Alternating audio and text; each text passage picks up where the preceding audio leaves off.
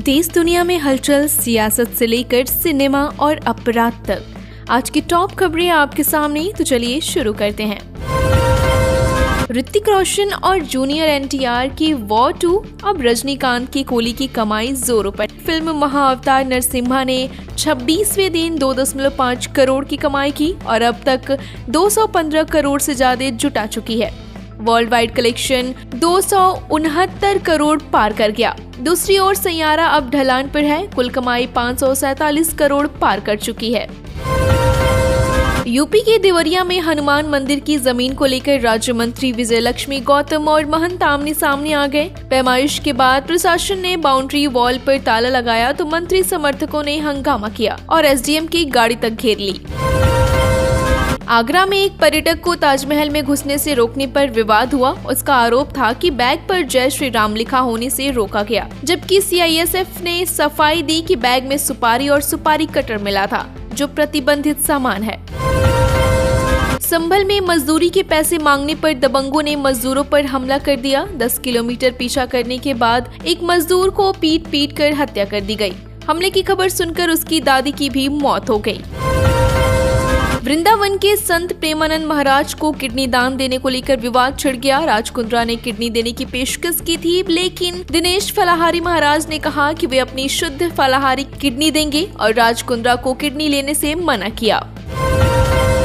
अखिलेश यादव ने यूपी चुनाव 2022 की मतदाता सूची में गड़बड़ी का मुद्दा उठाया।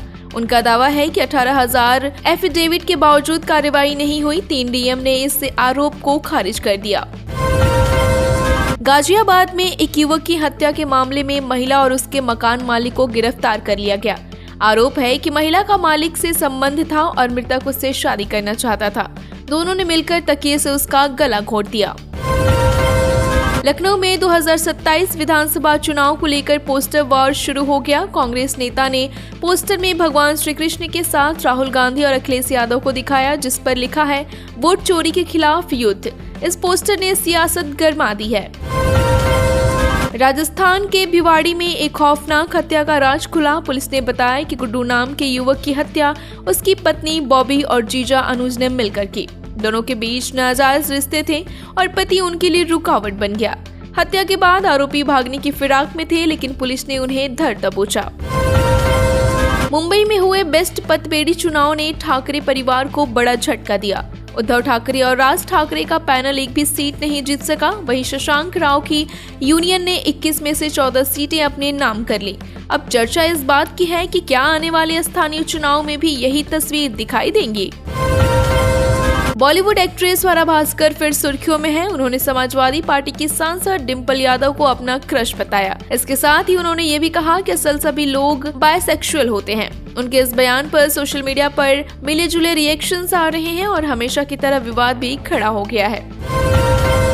गुरुवार 21 अगस्त को कैरियर राशिफल के मुताबिक गौरी योग बन रहा है। मिथुन, कन्या, धनु और कुंभ राशि वालों पर भगवान विष्णु की खास कृपा रहने वाली है। नौकरी पेशी लोगों को प्रमोशन मिल सकता है। व्यापारी वर्ग का बड़ा फायदा होगा और रुके हुए काम पूरे होंगे।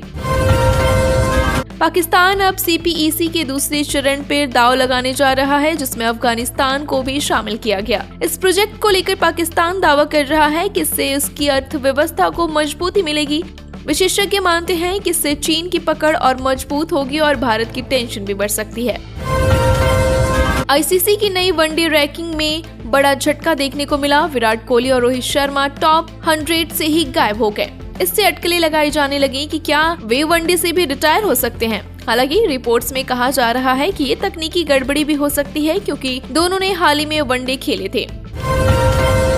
महाराष्ट्र के बेलगाम जिले में बचपन का प्यार खौफनाक अंजाम तक पहुंचा। आनंद और रेशमा बचपन के दोस्त थे और बाद में प्रेमी थे। शादी के बाद भी उनका रिश्ता जारी रहा, लेकिन समाज और परिवार के विरोध के बीच गुस्से में आनंद ने रेशमा पर 9 बार चाकू से हमला कर उसकी हत्या कर दी और खुदकुशी कर ली।